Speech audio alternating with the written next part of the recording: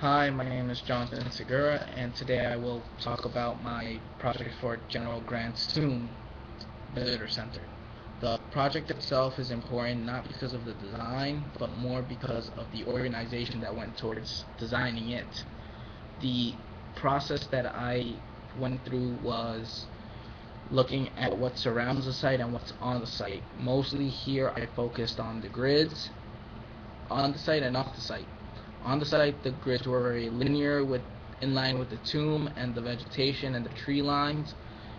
Off the site, it was paths coming off the park to the northeast, the church to the east, the highway and the river towards the west. When all of these grids were superimposed, they gave me a infinite number of shapes I could play around with. This is where I got my idea for blocks, or Legos as I call them, and I organized and played around with them for about 3 weeks before I came to my final positioning for them. The spaces at the first level ended up being public and open and welcome the guest in. As for the space upstairs, it becomes pretty isolated and very spaced out, so that you focus on the tomb itself, but you also have quiet areas and private rooms where you shouldn't be disturbed and you're not looking around to the people walking by. The tomb is the main focus here, and that's something that we'll probably see, in my opinion, being more popular as more sites become a little bit more historic, or as more historic sites want the visitor center.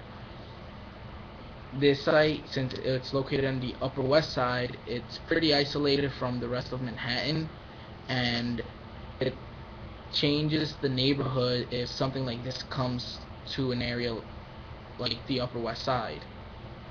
The model helps explain the openness and all the movement and circulation around. This model is important because it's also the last hand-built model that I designed.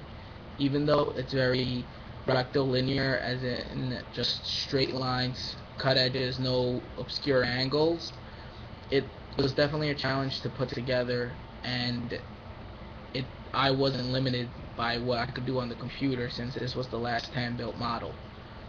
It's very important to know these types of organization skills and what this entails, because the focus is on the tomb, so I had to make it so that it didn't take away from the tomb.